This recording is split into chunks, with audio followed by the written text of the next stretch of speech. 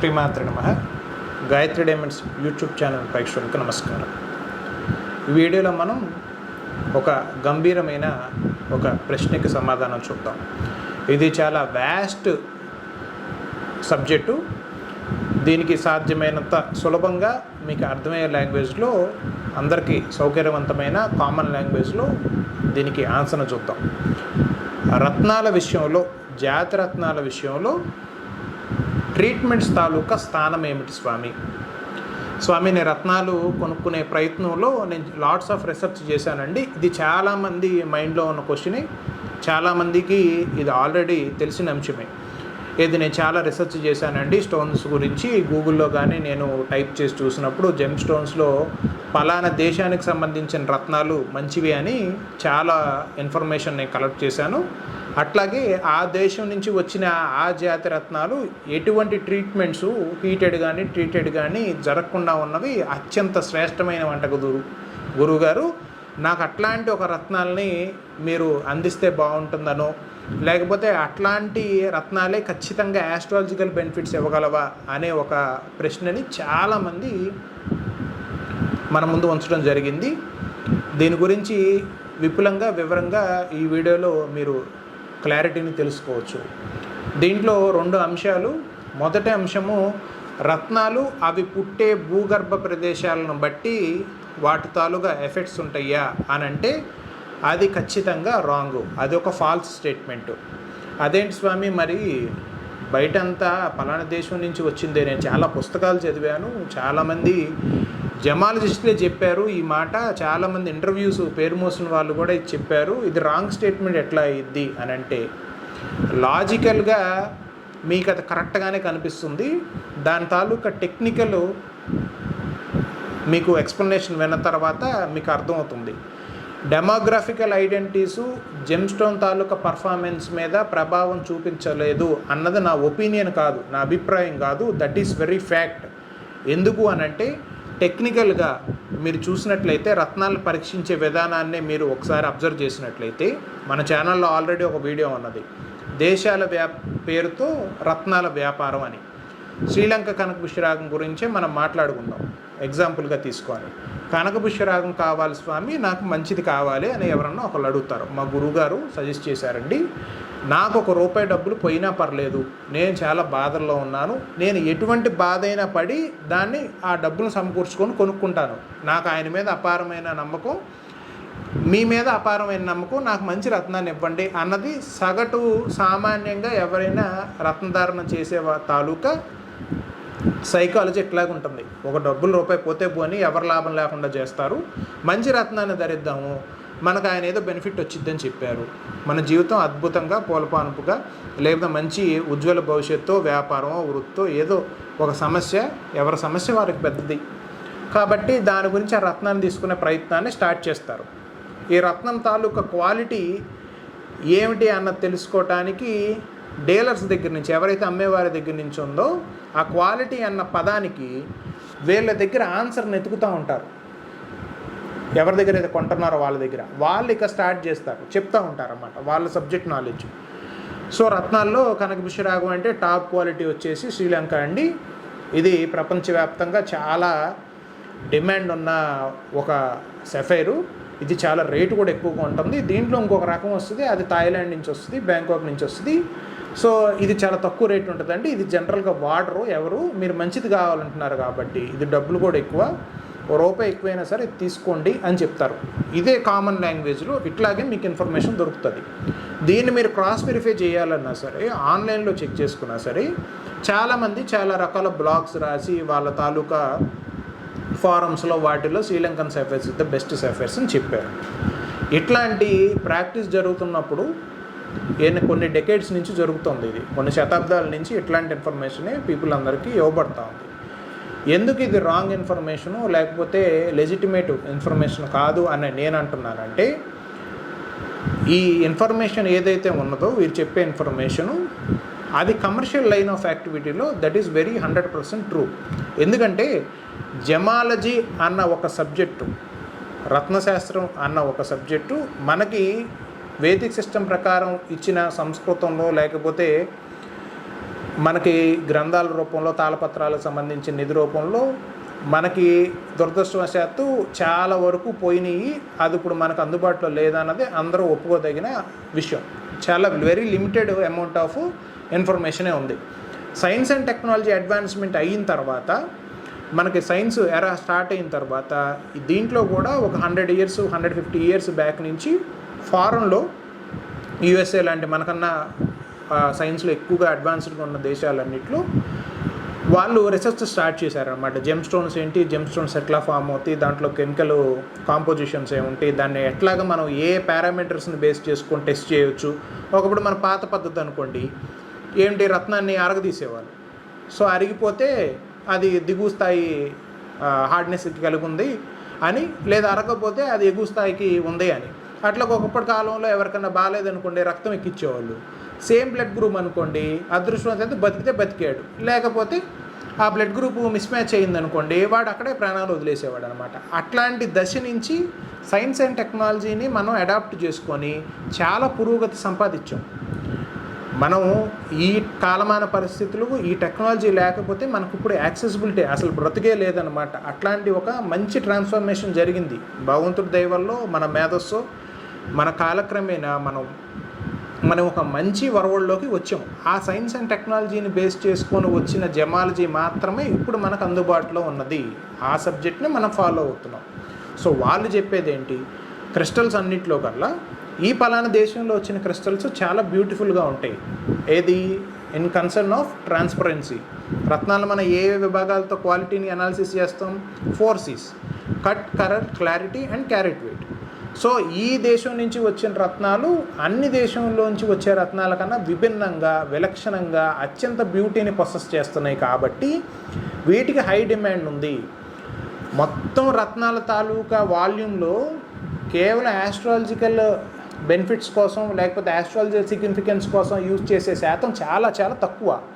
అసలు ఈ డైరెక్షన్లో రీసెర్చ్ కానీ, ఈ డైరెక్షన్లో ముందుకి పురోగతికి సాధించే ప్రక్రియలో కానీ ఇన్వాల్వ్ అయిన వ్యక్తుల తాలూకా కౌంట్ అన్నది చాలా తక్కువగా ఉండడం వల్ల ఏదైతే బయట కమర్షియల్ నాలెడ్జ్ ఉన్నదో, అంటే అది ట్రేడ్ నాలెడ్జ్, అది కమర్షియల్ నాలెడ్జ్. అంటే ఒక వస్తువుని ఒకరికి సేల్ చేయాలంటే దానికి ఒక సిస్టమ్ ఆఫ్, ఒక స్టాండర్డ్ ఆపరేషన్స్ ఉంటాయి, కొన్ని ఫార్మాట్స్ ఉంటాయి అన్నమాట. ఇప్పుడు బంగారం లాగే, బంగారంకు ఒక ధర, దాన్ని అమ్ముకుంటే మళ్ళీ ప్రత్యంత ధర. అలా రత్నాలు ఎక్కువ బ్యూటీ ప్రాసెస్ చేసేది మన హ్యూమన్ అయ్యి, మన మైండ్ దానికి ఎక్కువగా అట్రాక్ట్ అవుతుంది, చాలా అందం ప్రాసెస్ చేస్తుంది. జాతిరత్నం అన్నది చాలా క్లియర్గా ఉన్న, చాలా అందంగా ఉన్న రత్నం అన్నది ఆటోమేటిక్గా మనకి ఎక్కువ మంది దాని మీద దృష్టి కేంద్రీకరించడం, అది ఎక్కువ మంది కళ్ళకు నచ్చటం, తద్వారా ఇలాంటిది మన దగ్గర ఉండాలనే ఒక కోరికతో దానికి ఎక్కువ డిమాండ్ పెట్టి ప్రైస్ ఇస్తూ ఉంటారు. సో వీళ్ళ మైండ్స్ ప్రయారిటీ కానీ, లేకపోతే ఈ రత్నాలకు తాలూకా పలానా దేశం నుంచి వచ్చిన ఎక్కువ బ్యూటీని ప్రొసెస్ చేస్తాయి. కాబట్టి ట్రేడ్ ఏం చెప్తుంది, మోడర్న్ రత్నశాస్త్రం ఏం చెప్తుందంటే ఇవి టాపెస్ట్ గ్రేడు. ఎందుకు అని అంటే ఇవి వాల్యూ ఎక్కువ, ఇవి డిమాండ్ ఎక్కువ. సో మంచిది అన్న మాటకి ట్రేడ్ నాలెడ్జ్లో మీకు దక్కేది ఏంటంటే ఆన్సరు, ఇది డిమాండ్ ఉంది, ఇది అందంగా ఉంటుంది, రేట్ ఎక్కువ, అందంగా ఉంటుంది, డిమాండ్. ఇదే మీకు దొరికే ఫైనల్ ఆన్సర్ అయింది. కానీ మీరు ధరించేది మీ పర్పస్ కానీ, మీ తాలూకా అసలు ప్రయోజనాన్ని ఆశించేది మాత్రం కంప్లీట్గా డిఫరెంట్. ఇక్కడ 2 విషయాలు. ఒకటి, రత్నాలు మీరు మీ చేతికి ఉన్న రత్నం చూసి అందరూ చూసి మిమ్మల్ని మెచ్చుకోవాలి. నలుగురు శ్రీలంక సఫైర్ మంచిదే అంటున్నారు కాబట్టి నేను శ్రీలంక సఫైర్ని పెట్టుకొని బయట నా దర్పాన్ని వాటిని ప్రదర్శించి నేను ఎన్ని లక్షలు కొన్నానో, లేకపోతే పెద్ద షాపులో ఆ షాప్ పేరు చెప్పుకొని మీరు మురిసిపోవటానికి, ముచ్చటపడటానికి, ఆనందపడటానికి మాత్రమే మీరు తీసుకునేటట్లయితే మీకు శ్రీలంకన్ సఫైర్సే కరెక్టు. వాళ్ళ ట్రేడ్ నాలెడ్జ్కి సంబంధించింది మీరు చేసేది దట్ ఈజ్ 100% కరెక్ట్. కానీ మీరు గురుగ్రహానికి, బృహస్పతి గ్రహానికి సంబంధించిన ఆ అనుగ్రహాన్ని కోరుకునేవారయ్యి, జాతకరీత్యా బృహస్పతికి సంబంధించిన పాజిటివ్ ఎనర్జీస్ని రిసీవ్ చేసుకోవాలనే ఆకాంక్షను కలిగి ఉన్నవారయ్యి, లేదా ఆ సమస్య తాలూకా తీవ్రతల్ని తగ్గించుకొని, లేకపోతే ఆ నెగిటివ్ యాక్టివిటీస్, నెగిటివ్ టెండెన్సీని, లేదా ప్లానెటరీ పొజిషన్ సంబంధించిన శాంతిని కోరుకొని ఆ గురుగ్రహానికి సంబంధించిన పాజిటివ్ ఎనర్జీస్ రావాలని ఆస్ట్రాలజికల్ సిగ్నిఫికెన్స్ కోరుకునే వ్యక్తులైతే మీరు వేరే దేశం నుంచి వచ్చిన రత్నాలైనా ధరించవచ్చు. ఇక్కడ కేవలం యోగ్యత మాత్రమే ఇంపార్టెంటు. ఇది మీకు బాగా అర్థమయ్యేటట్టు ఒక సింపుల్ ఎగ్జాంపుల్ చెప్పాలి అని అంటే, తల్లిదండ్రుల తాలూకా ఆర్థిక స్థితిని చూసి పిల్లవాడు ఏ దశకి వృద్ధిలోకి వస్తాడు అన్నది ఎస్టిమేట్ చేయటం అన్నది ఎంత పొరపాటో ఇది కూడా అంతే పొరపాటు. సింపుల్గా చెప్పాలంటే, ఏదో ఆ రోజు కూలి పని చేసుకునే వ్యక్తి ఈడి బిడ్డ ఏం పైకి వస్తాడు అన్నది ఎంత రైట్ స్టేట్మెంటో ఇది రాంగ్ స్టేట్మెంటు. ఎవరి యోగ్యతను బట్టి వాళ్ళు పైకి వస్తారు. వాళ్ళ తాలూకా రంగునో, వాళ్ళ తాలూకా హైటో, వాళ్ళ తాలూకా శరీరం తాలూకా అందమో ఇవి కావు ప్రాముఖ్యత. సో అలాగే ఇక్కడ రత్నాల విషయంలో కూడా అది ఎంత మెరిసిపోతుంది, ఎంత క్లియర్గా ఉన్నది అన్నది కాదు. మనిషి చాలా అందంగా ఉండొచ్చు, కానీ అంతర్గతంగా వాడికి బాగోకపోతే, వాడికి ఉండవలసిన సంస్కారం లేకపోతే ఎంతమంది బాధపడట్లేదు. చాలా అందంగా ఉండి జీవిత భాగస్వాములు చాలా క్రూరమైన మనస్తత్వాన్ని కలిగి ఉన్న వాళ్ళు ఎంతమంది లేరు. కాబట్టి రత్నానికి శక్తిని తీసుకొని విడుదల చేసే ఒక ఎనర్జీ స్టేషను, ఇది చాలా వీడియోస్లో చెప్పాను నేను మీకు. సో ఆ ఎనర్జీని ట్రాన్స్ఫర్ చేసే కెపాసిటీ ఉన్న ఏ రత్నమైనా అది ఏ భూప్రదేశం నుంచి వచ్చినా సరే, ఇక్కడ నేను ఆ దేశం మంచిది కాదు, ఈ దేశం మంచిదని ప్రమోట్ చేయట్లేదు. ఈ తాలూకా నాలెడ్జ్ని అందుకోవాలంటే ఒక రకమైన పరిణితి ఉండాలి ఆలోచన చేసే వాళ్ళకి. కేవలం శ్రీలంకన్ సఫేర్ కాదంటున్నారు, మీరు థాయ్ సఫేర్ని ప్రమోట్ చేస్తున్నారా, లేకపోతే ఆ సఫేరే మంచిదని చెప్తున్నారా అని కొంతమంది చెప్తారు. ఇవి చాలా తక్కువ రేట్లో ఉంటాయి అని. ఇక్కడ దేశం తాలూకా పేరు కాదు నాకు ప్రాముఖ్యం. రేపొద్దున మనం ఉంటున్న ప్రదేశం నుంచి ఒక 40-50 కిలోమీటర్ల పక్కనే ఆ భూగర్భంలోనే మనకు ఒక రత్నం దొరికింది అనుకోండి, ఆ రత్నానికి యోగ్యమైన కాంతిని తీసుకొని విడుదల చేసే, నేను చెప్పినట్టు energy collection area, processing and release area అలాగ తీసుకొని కట్ చేసిన తర్వాత ఆ ఎనర్జీని డెలివరీ చేసే కెపాసిటీ యోగ్యత ఉన్నదనుకోండి, మనకు ఆ రత్నాలే ఇంపార్టెంట్. అప్పుడు ఇండియాలో దొరికింది మనకి ఇంపార్టెంట్, మన పక్కన ఉన్నది. కేవలం దూరం నుంచి వచ్చినది, లేకపోతే ఇదో రకమైన సైకలాజికల్ కండిషనింగ్ ఇది అన్నమాట. డిమాండ్ని క్రియేట్ చేయటం, ఆర్టిఫిషియల్ స్కేర్సిటీని డిమాండ్ క్రియేట్ చేయటం, అక్కడి నుంచి పిలిపించాము లేదా అక్కడది మనకు దూరంలో ఉంది, అందుబాటులో లేనిదే అద్భుతం అని కావాలని లేదా వాంటెడ్గా పీపుల్ మీద అది రుద్దాలనుకుంటారు చాలామంది. మీకు అందుబాటులో ఉండదండి, ఇది చాలా అద్భుతమైనది, మీరు నన్ను కన్సల్ట్ చేయలేరండి, నేను చాలా గొప్ప వ్యక్తిని, లేకపోతే నా అపాయింట్మెంట్ తీసుకోవాలని మీరు కొన్ని వారాలు పట్టిద్ది. ఇట్లాగ ఒక ఆర్టిఫిషియల్ స్కేర్సిటీని, ఒక డిమాండ్ని క్రియేట్ చేయటం వల్ల చాలామంది సైకలాజికల్గా కన్విన్స్ అవుతారు.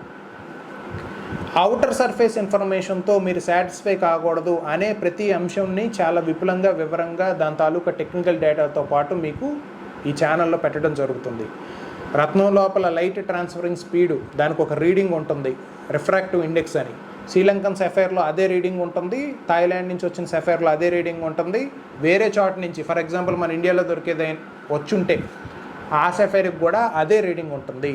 కాంతి తాలూకా వక్రీభవన సూచనలోనే తేడా లేదు, ఎఫెక్ట్లో ఎక్కడి నుంచి తేడా వస్తుంది? సో యోగ్యమైన రత్నాల్ని, అసలు జెమ్స్టోన్ తాలూకా ఎనాటమీని అనాలిసిస్ చేసేది వదిలేసి, వ్యక్తి తాలూకా యోగ్యతని సెలెక్ట్ చేసేది వదిలేసి డిగ్రీలు వెనకాల పరిగెడుతున్నారు. సో మళ్ళీ వెనక్కి వస్తారు ఎప్పటికైనా సరే. ఈ వీడియో ఇప్పటికీ కొంతమందికి అర్థమైనా సరే, చేతులు కాలిన తర్వాత ఖచ్చితంగా అర్థమవుతుంది. వ్యక్తి తాలూకా యోగ్యత ఇంపార్టెంట్ అని మనం ఎప్పుడైతే తెలుసుకుంటామో, అట్లాంటి వారితోనే సాన్నిధ్యాన్ని, మన తాలూకా జీవితాన్ని పెనవేసుకొని ఎప్పుడైతే మనం ముందుకెళ్తామో అప్పుడే మనం పురోగతిని సంపాదిస్తాం. అట్లా కాదని బాహ్యానికి సంబంధించిన విషయాలతో మనం ఎంతకాలం అట్లాగా, సమాజం అంతా అట్లాగే పోతూ ఉంది కదండి, ఇది లాజికల్గా కరెక్టే అని మీ లాజికల్ ఎన్నిసార్లు చెప్పినా సరే, మీ ప్రయాణం ముందుకి సాగుతుందా లేకపోతే వెనక సాగుతుందా అన్నది ఎవరు వారి వ్యక్తిగతంగా అనుభవంలోకి వచ్చిన తర్వాత అర్థమయ్యే విషయమే తప్పితే ఒకరు బోధించడం వల్ల, ఒకరు చెప్పడం వల్ల తెలియదు. చాలామంది ప్రతి పాఠం గుణపాఠంగా అయితే కానీ నేర్చుకోరు. సో అట్లాంటి వ్యక్తుల్ని వదిలేయటమే మంచిది. ఇది డెమోగ్రఫికల్ ఐడెంటిటీకి సంబంధించిన అత్యంత కీలకమైన అంశం. ఇక రెండో అంశము రత్నం తాలూకా ట్రీట్మెంట్స్. స్వామి ఏదైనా అయి ఉండొచ్చు, మీరు చెప్పిన దాని ప్రకారం రత్నం ట్రీట్ చేయకూడదు కదండి, నేచర్ నుంచి వచ్చిన దాన్ని అట్లాగే మన న్యాచురల్గా దగ్గరగా ఉండాలి కదా. సో ఆబ్వియస్లీ అది నాకు వ్యాలిడ్ పాయింటే అనిపిస్తుంది. ఎటువంటి ట్రీట్మెంట్స్ చేయనా ఒక జాతిరత్నాన్ని ధరిస్తే మనకి ఎఫెక్ట్స్ వస్తాయి అంటున్నారు. అది ఎంతవరకు నిజం? ఇది కొద్ది మేరకు నిజమే, కానీ దీంట్లో కూడా కొద్దిగా కమర్షియల్ లైన్ ఆఫ్ ఇన్ఫర్మేషన్ దాగుంది. ఇప్పుడు మీకు దీన్ని ఎక్స్ప్లెయిన్ చేయాలంటే కొద్దిగా ఎలాబరేటెడ్ ఎక్స్ప్లెనేషన్ అయ్యిద్ది. ఒక డైమండ్ దగ్గర నుంచి స్టార్ట్ చేద్దాం. మీకు బెస్ట్ ఎగ్జాంపుల్, డైమండ్ స్వచ్ఛంగా భూమిలో ఫామ్ అవ్వాలంటే కొన్ని లక్షల సంవత్సరాల టైం పడుతుంది. అసలు మనకి భూమి కింద వజ్రాలు ఉన్నాయి అన్నది అంటే ఫస్ట్లో మనకి ఈ మైనింగు ఇట్లా భూమిని తవ్వుకోవచ్చు, ఇలాగ పెద్ద పెద్ద ఎక్విప్మెంట్స్ని తీసుకోవచ్చు, తవ్వి ఇంత లోతుకి వెళ్ళొచ్చు అని తెలియని కాలం నుండి అసలు భూమి లోపల డైమండ్స్ ఉన్నవి మనకు పైకి ఎట్లా వచ్చినాయి అని అంటే భూమి పొరలు పొరలుగా ఉంటుంది, టెక్టానిక్ ప్లేట్స్ అంటారు. అది over a time of period కొన్ని వందల వేల లక్షల సంవత్సరాలకి అవి అడ్జస్ట్మెంట్స్ అవుతూ ఉంటాయి. భూమి అంటే కేవలం భూమే కాదు, దానిపైన పర్వతాలు ఉంటాయి, సముద్రాలు ఉంటాయి, సముద్ర గర్భంలో చాలా లోతు ఉంటుంది, ఇట్లా రకరకాల అంశాలు. ఇవన్నీ జియాలజీ వాళ్ళకి బాగా, జియాలజీ సబ్జెక్ట్లో బాగా కవర్ అవుతుంది. సో భూమి లోపల కోర్ ఉంటుంది, అత్యంత వేడి లావా లాగా ఉంటుంది అనమాట. అత్యంత వేడివి ప్రెషర్ ఉంటుంది, హై టెంపరేచర్ అండ్ హై ప్రెషర్లో ఉంటాయి. అక్కడ మనకి డైమండ్స్ ఫామ్ అవుతాయి. కొన్ని లక్షల సంవత్సరాలు టైం పడుతుంది ఒక డైమండ్ ఫామ్ అవ్వాలంటే, వందల వేల లక్షల సంవత్సరాలు టైం పడుతుంది. అట్లాగా ఫామ్ అయిన డైమండ్స్ ఈ టెక్టానిక్ ప్లేట్స్ అడ్జస్ట్మెంట్ల వల్ల కొద్దిగా పైకి రావటం జరుగుతూ ఉంటుంది. అక్కడ ఎక్కువ ప్రెషర్ ఉంటుంది కదా, అది పైకి రావటం జరుగుతుంది. అట్లాగా పైకి వచ్చేటప్పుడు ఈ వాల్కెనోస్ ఉంటాయి చూసారా, ఈ అగ్నిపర్వతాలు విస్ఫోటనం చెందినప్పుడు, అవి పగిలినప్పుడు ఆ కిందన ఉన్న డైమండ్స్ కూడా ఇట్లా పైకి వెదజల్లబడి ఆ లావాతో పాటుగా కొన్ని పదుల వందల కిలోమీటర్ల దూరంలో అవి వెదజల్లబడతాయి అన్నమాట. అట్లాగా వెదజల్లబడి మళ్ళా కూల్ అయిపోయి మళ్ళీ దాని మీద మట్టి మడ్డు అన్నీ వచ్చిన తర్వాత మళ్ళీ అడ్జస్ట్మెంట్ అయ్యి అట్లాగా ఉన్న డిపాజిట్స్ కొన్ని ఉన్నాయి, డైమండ్ డిపాజిట్స్ అట్లా ఉన్నాయి. సో డైమండ్ అన్నది దాని తాలూకా జర్నీ అంత పెద్దదన్నమాట. ప్రకృతిలో తయారయ్యి మనిషి మానవాళ్ళకి వచ్చింది. ఇప్పుడు మన వాళ్ళు తవ్వే మైన్స్లో ఇలాగ కొన్ని మైన్స్ ఇప్పుడు చల్లారిపోయిన తర్వాత ఒక సరస్సు వరదలు వచ్చో, లేకపోతే పెద్ద పెద్ద తుఫాన్లు లాంటివి, లేకపోతే సునామీలు లాంటివి అట్లా వచ్చి మళ్ళీ సముద్రం ఉప్పొంగి ఆ వాటర్ని అట్లా వచ్చి అదంతా కొట్టుకుపోయి వచ్చి ఒక చోట డిపాజిట్ అయ్యి, అలాంటి చోట కూడా ఇప్పుడు మనం మైనింగ్ చేసి డైమండ్స్ తీసుకుంటున్నాం. సైన్స్ అండ్ టెక్నాలజీ డెవలప్మెంట్ అయిన తర్వాత డైమండ్స్ మనకి ప్రకృతిలో ఎట్లా ఫామ్ అవుతున్నాయి, భూగర్భంలో మనకి డైమండ్స్ ఎట్లా ఫామ్ అవుతున్నాయి అన్నది సైంటిఫిక్ రీసెర్చ్ చేసిన తర్వాత, దాని కెమికల్ కాంపోజిషన్స్ తెలుసుకున్న తర్వాత డైమండ్ని కృత్రిమంగా తయారు చేయడం మొదలుపెట్టాం సైన్స్లో. సో దానికి మనం అందరికీ తెలిసిందే అమెరికన్ డైమండ్. సో మన ఛానల్లో ఒక వీడియో కూడా ఉంది, డైమండ్కి అమెరికన్ డైమండ్కి మధ్యన వ్యత్యాసం ఏంటి. ప్రకృతి ఎట్లా అయితే తయారు చేస్తుందో వజ్రాన్ని, దాన్ని మనం అవగతం చేసుకొని దాన్ని మనం ల్యాబొరేటరీలో తయారు చేసే విధానాన్ని మనం ల్యాబ్లో తయారు చేయటం అని అంటాం, ఆర్టిఫిషియల్గా ల్యాబ్లో తయారు చేయటం అని అంటాం. ఓకే, సో అలాగా తయారు చేసిన డైమండే అమెరికన్ డైమండ్. ఒక అమెరికన్ సైంటిస్ట్ ఆ ప్రాసెస్ని కనుక్కున్నాడు కాబట్టి దాన్ని అమెరికన్ డైమండ్ అని మన వాళ్ళందరూ వాడుక భాషలో యూజ్ చేసుకుంటాం. అమెరికన్ డైమండ్ ఏం తయారు చేసాం మనం, డైమండ్ లాగానే పోలి ఉండే దృశ్య రూపేణ, అంటే మనకి విజువల్గా మనకి కంటికి కనపడే ఫిజికల్ దీంట్లో మనకి విజువల్గా ఎంత దగ్గరికి తయారు చేయగలిగాం అన్నది మనకి అకౌంటబిలిటీలోకి వస్తుంది. అమెరికన్ డైమండ్ కొంతవరకు వచ్చింది. దాని తర్వాత యాగ్ అని ఒకటి తయారు చేశారు, YAG యాగ్. దాని తర్వాత క్యూబిక్ జిర్కానియా ఉంది, యాగ్ ఉంది. తర్వాత రీసెంట్గా మనకి కెమికల్ వేపరైజ్డ్ డిపాజిషన్ వచ్చింది. కెమికల్ వేపరైజ్డ్ డిపాజిషన్ అన్నది చాలా అడ్వాన్స్డ్ అనమాట. అరౌండ్ 99.9% మనకి డైమండ్ లాగా పోలు ఉండే ఆప్టికల్ క్యారెక్టరిస్టిక్స్ ఉంటాయి. అంటే ఒక ఒరిజినల్ డైమండ్ని, ప్రకృతి నుంచి వచ్చిన ఒక డైమండ్ని, అట్లాగే మనం ల్యాబొరేటరీలో తయారు చేసిన ఒక డైమండ్ని పక్కన పెట్టి చూస్తే ఆల్మోస్ట్ 99.9% మనకి ఒకేలాగా ఉంటుంది అన్నమాట. సో దీని తర్వాత నెక్స్ట్ అడ్వాన్స్మెంటు SP3 అని, దాని పేరు కరెక్ట్గా ఇంకా కన్ఫర్మ్ చేయలేదు, రకరకాల పేర్లతో అది పిలబడతా ఉంది. న్యూ అడ్వాన్స్మెంట్ అనమాట. అది సైన్స్ రీసెర్చ్ ఫారమ్స్లో చాలా లిమిటెడ్ పీపుల్కి మాత్రమే ఆ ఇన్ఫర్మేషన్ బయటకు వచ్చింది. సో డైమండ్ కన్నా ఇప్పుడు డైమండ్ హార్డ్నెస్ 10 ఉందనుకోండి, దానికన్నా ఇంకా ఎక్కువ హార్డ్నెస్ ఉంటుంది టెక్నికల్గా. దృష్టి రూప్యాన కూడా 99.9% డైమండ్లానే ఉంటుంది. ఆల్మోస్ట్ దగ్గరగా డైమండ్ని క్రియేట్ చేయడం జరిగింది. స్వామి, మన రత్నాల తాలూకా ట్రీట్మెంట్స్ దాని గురించి కదా మాట్లాడుకునేది, ఈ డైమండ్ తాలూకా విషయం ఏమిటి అని మీకు ఒక కన్ఫ్యూషన్ రావచ్చు. ఇక్కడే వ్యాలిడ్ పాయింట్ ఉంది. ప్రకృతి రత్నాలను ఎట్లా తయారు చేస్తుంది అన్నది తెలుసుకొని ల్యాబొరేటరీలో దాన్ని కాపీ చేసి పేస్ట్ చేయటమే. ఉన్న వస్తువుల్ని ఎన్ని రకాలుగా విభజించి లేకపోతే అతికిచ్చి దాన్ని ఇంకొక ఫామ్లోకి మార్చి దాని నుంచి ఏం తీసుకురాగలం అన్నది మాత్రమే ఇప్పుడు వరకు సైన్స్కి అంతు చిక్కింది. కానీ దాన్ని సృష్టించడం అన్నది సైన్స్కి రాలేదు. సైన్స్ ఆగిపోయింది అక్కడే ఆగిపోతుంది కూడా. ఒక వస్తువును సృష్టించటం అన్నది లేదు. ఉన్నదాన్ని 4 ముక్కలు 5 ముక్కలు 10 ముక్కలు 100 ముక్కలు చేసి దాన్ని ఇంకొక రకంగా చేయటం అన్నది తెలుసు. ఇప్పటికీ ఈ CVT డైమండ్కి న్యాచురల్ డైమండ్కి మనం ప్రాపర్ మిషనరీని యూజ్ చేసి ఎట్లయితే డిఫరెన్స్ తెలుసుకుంటున్నామో, అదేం స్వామి మీరు చెప్పారు కదా 99.9% అది ది ఒరిజినల్ డైమండ్ లానే తయారు చేసేసారంటున్నారు, ఇంకా న్యాచురల్ డైమండ్ తాలూకా స్థానం ఏమిటని. ఎప్పటికీ 99.99999 ఆ 99 కంటిన్యూ అవుతుంది. కానీ ఆ 0.00000 ఆ లాస్ట్ 1 ఎలిమెంట్ ఉందో చూసారా, అది ఎప్పటికీ పూర్తి కాదు.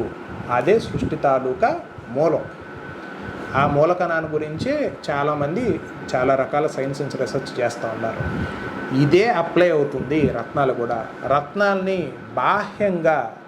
బాహ్యాంతరాలలో బయటికి ఎన్ని రకాల ట్రీట్మెంట్స్ చేసినా వాటి తాలూకా అంతర్గత స్వరూపాలని అంతర్గత పరిస్థితుల్ని మార్చగలిగిన ట్రీట్మెంట్ ఈ రోజుకి రాలేదు అన్నది నా అనుభవం నుంచి నేను చెప్పే ఒక అంశం.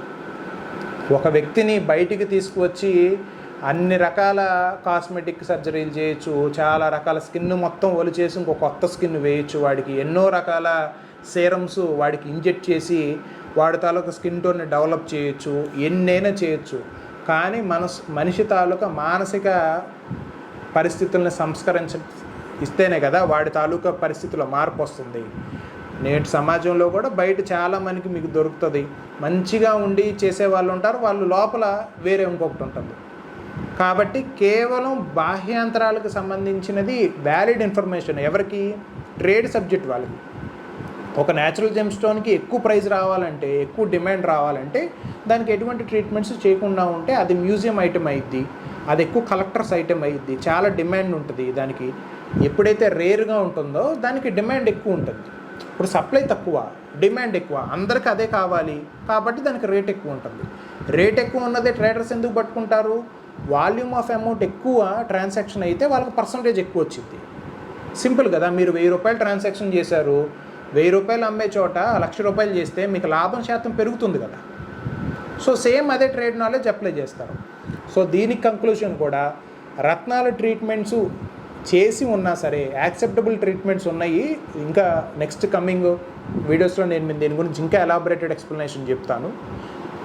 జెమ్ స్టోన్ తాలూకా ట్రీట్మెంట్స్ ప్రత్యక్షంగా రత్నాల తాలూకా ప్రభావం మీద చూపిస్తుందా అని అంటే, జాతక రీత్యా జ్యోతిష్యపరమైన రిజల్ట్స్ని కోరుకునే వాళ్ళకి మాత్రం అది ఒక పెద్ద ఆటంకమో అవరోధమో కాదు.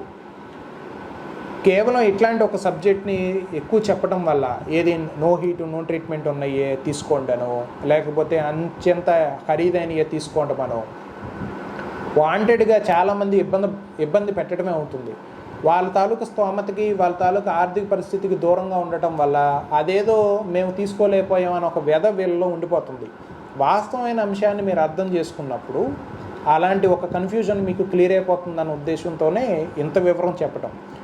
మీరు సూక్ష్మంలో మోక్షం ప్రతి ఒక్క వ్యక్తికి వారి తాలూకా స్థితిలో వాళ్ళ తాలూకా పరిస్థితుల్లో ఉన్న స్థితి నుంచి ఉన్నత స్థితికి మారటానికి మనకి ఊతమయ్యే ప్రతి దాన్ని మనం ఆమోదించాలి. అక్కడికి వెళ్ళిన తర్వాత అది అద్భుతం అని అనుకుంటాం, అక్కడికి వెళ్ళిన తర్వాత మీకు అది అద్భుతంగా కనిపించదు. ఇది రత్నం తాలూకా రేటుతో మీరు ముడిపెట్టుకున్నంత కాలం మీరు దానికి సొల్యూషన్ దొరకదు.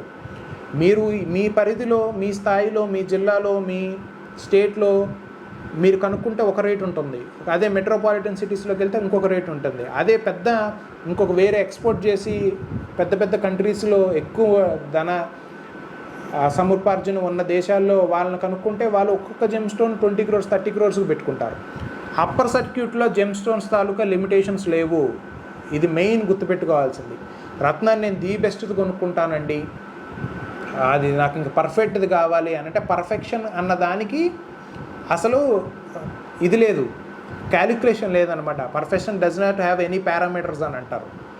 సో పర్ఫెక్ట్ అన్న మాటకి జెమ్ స్టోన్స్ విషయంలో ప్రైస్ ట్యాగ్ మాత్రం కాదు, రత్నం తాలూకా యోగ్యత, రత్నం తాలూకా పనితీరు, రత్నంలో కాంతి వెళ్తున్న పరిస్థితి, ఇవన్నీ పరిగణలోకి తీసుకున్న తర్వాతే అది యోగ్యమైన రత్నమా అవునా కాదా అన్నది డిక్లేర్ చేయాలి తప్పితే కేవలం దాని తాలూకా ప్రైస్ ట్యాగులు వెనకాల, ట్రేడ్ నాలెడ్జ్ వెనకాల మీరు పరిగెడుతున్నంత కాలం మీకు బాహ్యాంతరాలకు సంబంధించిన ఇన్ఫర్మేషన్తో మీరు మురిసిపోవటమే తప్పితే దాని తాలూకా స్వస్థ రూపమైన దాని తాలూకా అసలు బెనిఫిట్ని మీరు అందుకోవటానికి దూరంగా జరిగిపోతారు.